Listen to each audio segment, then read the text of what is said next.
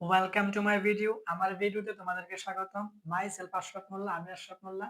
আর এই ভিডিওতে সমাধান করব তোমাদের নবম দশম শ্রেণীদের ইংরেজি দ্বিতীয় পত্র ট্যাগ কোয়েশনের ঢাকা বোর্ড 2025। তাহলে আমরা এখন সমাধান করব ঢাকা বোর্ড 2025 এর ট্যাগ কোয়েশন। তাহলে যদি আমরা এ নাম্বারটা সমাধান করি, আমরা জানি ট্যাগ কোয়েশন করতে গেলে আমাদের একটা অংশ দেওয়া থাকে, আরেকটা অংশ পূরণ করতে হয়। তাহলে এ নাম্বারটা যদি আমরা সমাধান করি, everybody wants to have a better life. তাহলে এভরিবডি মানে হচ্ছে প্রত্যেকে বা সবাই, ওয়ান্টস মানে চায়, টু হ্যাভ মানে থাকতে, এ মানে একটা, বেটার মানে ভালো, আর লাইফ মানে জীবন। তাইলে everybody wants to have a better life মানে প্রত্যেকেই চায় তার জীবনে একটা ভালো জীবন বা ভালো জীবন উপভোগ করতে চায় প্রত্যেকেই। তাহলে এটা যদি আমরা সমাধান করি, আমাদের ট্যাগ করতে সর্বপ্রথম অক্সিলারি ভার্ব লিখতে হয়। এখন এখানে কিন্তু অক্সিলারি ভার্ব নাই, এখানে হচ্ছে আমাদের ওয়ান্টস টু হ্যাভ, এটা হচ্ছে আমাদের মেইন ভার্ব, এটা ফ্রেজ আকারে আছে। যদি তোমরা ভাবো শুধু হ্যাভ, এটা কিন্তু আমাদের এখানে অক্সিলারি ভার্ব নয়।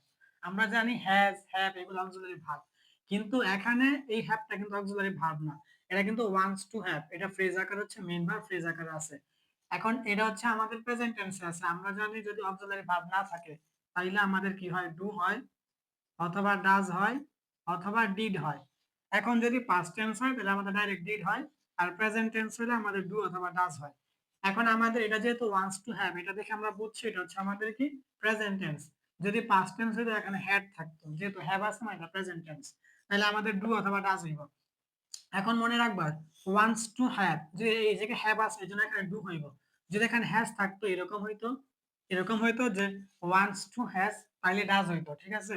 অর্থাৎ হ্যাজ এর পরিবর্তে ডাজ আছে, আর হ্যাভ এর পরিবর্তে ডু হয়, তাহলে এখানে আমাদের অক্সিলারি ভার্ব হইব ডু। বুঝা গেছে? এটা কিন্তু একটু অন্যরকম ব্যতিক্রম নিয়মের মতো পড়ছে, কারণ হ্যাভ কিন্তু আমাদের অক্সিলারি ভার্ব হিসাবে থাকে, কিন্তু এখানে কিন্তু এটা আমাদের মেইন ভার্বের সাথে ফ্রেজ আকারে আছে। তো এটাই তোমাদেরকে বলতেছি ওয়ান্টস টু হ্যাভ, এই কারণে এটা এখানে ডু হয়েছে অক্সিলারি ভার্ব। যদি এখানে ওয়ান্টস টু হ্যাজ হইতো তাহলে এখানে ডাজ হইতো। বুঝা গেছে? তাহলে আমাদের প্রথমত অক্সিলারি ভার্ব, তারপর সেন্টেন্সটা অ্যাফার্মেটিভ হয়ে নট আসবে, আর সেন্টেন্সটা নেগেটিভ না বোধক হলে নট আসবে না। এখন আমরা এই সেন্টেন্সটা পড়ে দেখলাম, এটা হচ্ছে আমাদের অ্যাফার্মেটিভ মানে হ্যাঁ বোধক, তাহলে সেন্টেন্স অ্যাফার্মেটিভ হ্যাঁ বোধক হলে নট আসে, লেখা নট লিখতে হইব। এই যে নট হচ্ছে এইভাবে এন্ড, উপরে একটা অ্যাপোস্ট্রফি কমা, পরে হচ্ছে টি, এটা হচ্ছে ডোন্ট। তারপরে আমরা জানি ট্যাগ কোয়েশ্চেন করতে গেলে বডি যুক্ত শব্দের সাবজেক্ট হয় দে, যেমন এভরিবডি, এনিবডি, সামবডি, নোবডি, এরকম বডি যুক্ত শব্দের সাবজেক্ট কি হয়, দে হয়। তাইলে আমাদের এ নাম্বার উত্তর হচ্ছে ডোন্ট দে। এখন আমরা বি নাম্বারটা দেখি। বি নাম্বারটা দেখো, a better life seldom comes without hard work.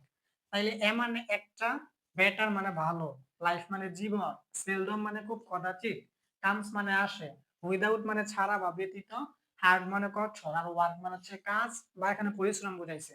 তাহলে better life seldom comes without hard work বলতেছে একটা ভালো জীবন খুব কদাচিৎ আসে কঠোর কাজ বা কঠোর পরিশ্রম ছাড়া।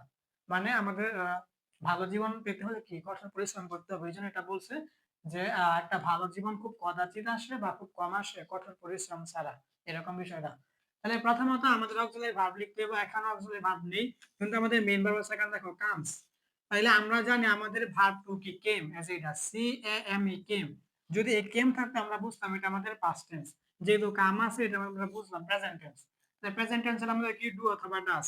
এখন মেইন ভার্বের সাথে এস বা ইএস থাকলে ডাজ হয়, যেহেতু এখানে এস আছে মেইন ভার্বের সাথে, তাহলে এখানে অবশ্যই ডাজ হইব। তাহলে প্রথমত ডাজ। তারপর দেখো এখানে একটা শব্দ আছে সেলডম। এই সেলডম অর্থ হচ্ছে খুব কদাচিৎ বা খুব কম হয়। এখন ট্যাগ কোয়েশ্চেন করতে গেলে কিছু শব্দ আছে সেলডম, তারপর রেয়ারলি, ফিউ, লিটল, এই শব্দগুলো থাকলে কি সেন্টেন্সটা নেগেটিভ অর্থ হবে, মানে নেগেটিভ সেন্টেন্স হয়ে যায়।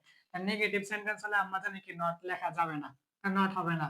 তারপরে আমাদের সাবজেক্ট কি, সাবজেক্ট হচ্ছে a better life. A better life মানে একটা ভালো জীবন, একটা ভালো জীবন, এটা সাবজেক্টের প্রনাউন কি ইট হইব, ইট। তাহলে আমাদের বি নাম্বার উত্তর হচ্ছে ডাজ ইট। যদি আমরা সি নাম্বারটা সমাধান করতে যাই, দেখো we have to work for this. We মানে আমরা, হ্যাভ টু মানে, হ্যাভ মানে থাকার, হ্যাভ টু মানে এখানে করতে হইবে এরকম বুঝাইছে, বাধ্যবাধকতা বুঝায় হ্যাভ টু দ্বারা। ওয়ার্ক মানে কাজ করা, ফর মানে জন্য, দিস মানে এইটা। তাহলে উই হ্যাভ টু ওয়ার্ক, আমাদেরকে বাধ্যতামূলক ভাবে কাজ করতে হইব, ফর দিস এইটার জন্য। এইটার জন্য বলতে কি বুঝাইছে, ভালো জীবনের জন্য। তাহলে এখন এই জায়গায় যদি আমরা সমাধান করতে যাই তাহলে এখানে আমাদের কিন্তু হ্যাভ টু ওয়ার্ক, এইটা হচ্ছে আমাদের ইয়াটা আছে হ্যাভ টু ওয়ার্ক। এখানে কিন্তু আমি বলছিলাম হ্যাভ কিন্তু আমাদের অক্সিলারি ভার্ব না, হ্যাভ টু। তুমি যদি এখানে এতটুকু ধরো, এখান থেকে এতটুকু বাদ দাও, হ্যাভ টু, এটা কিন্তু আমাদের ভার্ব 1 প্লাস 2, এটা ইনফিনিটিভ হয়েছে, ঠিক আছে, হ্যাভ টু। তাইলে আমি বলছিলাম এরকম যদি এই জায়গায় হ্যাজ টু হইতো, এরকম দেখো, যদি আমাদের হ্যাজ টু হইতো তাহলে আমাদের এখানে ডাজ হইতো, এই যে দেখো ডাজ হইতো। আর এখানে আমাদের আছে কি হ্যাভ টু, এই হ্যাভ টু থাকলে আমাদের ডু হইব, বুঝছো? সিস্টেম রয়েছে তোমার হ্যাজ এর সাথে ডাজ এর সম্পর্ক আর হ্যাভ এর সাথে ডু এর সম্পর্ক। এখন যেহেতু এই জায়গায় আমাদের হ্যাভ টু আছে, তাহলে আমাদের বুঝতে হবে এখানে ডু হইব, এটাই বলতে চাইতেছি, এখানে আমাদের ডু হইব। যদি আমাদের হ্যাজ টু হইতো তাহলে আমরা ডাজ লিখতাম। আসার পর সেন্টেন্সটা আমাদের কিন্তু অ্যাফার্মেটিভ মানে হাবুদক আছে, তাহলে আমরা নট লিখতে হইব। এটা হচ্ছে ডোন্ট। তারপরে আমাদের সাবজেক্ট এখানে সরাসরি বলাই আছে উই, তাহলে আমাদের সি নাম্বারটা উত্তর হবে ডোন্ট উই। এখন আমরা ডি নাম্বারটা দেখি। ডি নাম্বারটা হচ্ছে বাট কিন্তু most of us can hardly do the job. But মানে কিন্তু, মোস্ট অফ আস মানে আমাদের অধিকাংশই, মোস্ট অফ আস মানে আমাদের অধিকাংশই, ক্যান মানে পারে, হার্ডলি মানে খুব কদাচিৎ, ডু মানে করা, দা জব মানে এই কাজটা। দা হচ্ছে একটা আর্টিকেল, দা দ্বারা নির্দিষ্ট করে বোঝায়, আর জব মানে হচ্ছে কাজ বা চাকরি, এখানে কাজ বুঝাইছে। তাহলে বাট কিন্তু most of us can hardly do the job, আমাদের অধিকাংশই পারে এই কাজটা খুব কদাচিৎ করতে। মানে ওই যে বলছিল যে সি নাম্বারে যে ভালো জীবন পাওয়ার জন্য আমাদের কঠোর পরিশ্রম করতে হইব, আর ডি নাম্বারে বলতে আছে যে আমাদের অধিকাংশই কি খুব কদাচিৎ এই কাজটা করতে পারে, মানে বেশিরভাগই করতে পারে না, এটাই বুঝাইছে। তাহলে আমাদের এখানে অক্সিলারি ভার্ব আছে ক্যান সরাসরি, তাহলে এখানে ক্যান লেখো, এই যে আমাদের ক্যান। তারপরে এখন আমাদের দেখো এখানে হার্ডলি আছে, আমি তোমাদের বি নাম্বারে সেলডম দেখে কিন্তু বলছিলাম যে ট্যাগ কোয়েশ্চেন করতে গেলে কিছু শব্দ আছে সেলডম, তারপরে যেটা আছে হার্ডলি, স্কার্সলি, তারপরে ফিউ, লিটল, এগুলো থাকলে সেন্টেন্সটা নেগেটিভ অর্থ দেয়। নেগেটিভ সেন্টেন্স হলে আমাদের নট লেখা যাবে না, এখানে শুধু ক্যান হইব। তারপরে আমাদের এখানে সাবজেক্ট হচ্ছে মোস্ট অফ আস, ঠিক আছে, মোস্ট অফ আস, তুমি যেখানে আস দেখবা ওইখানে তুমি সাবজেক্টটা উই লিখে দিবা, ঠিক আছে, উই, মোস্ট অফ আস, তাই এটার সাবজেক্ট হবে উই। তাহলে আমাদের ডি নাম্বার উত্তর হচ্ছে ক্যান উই।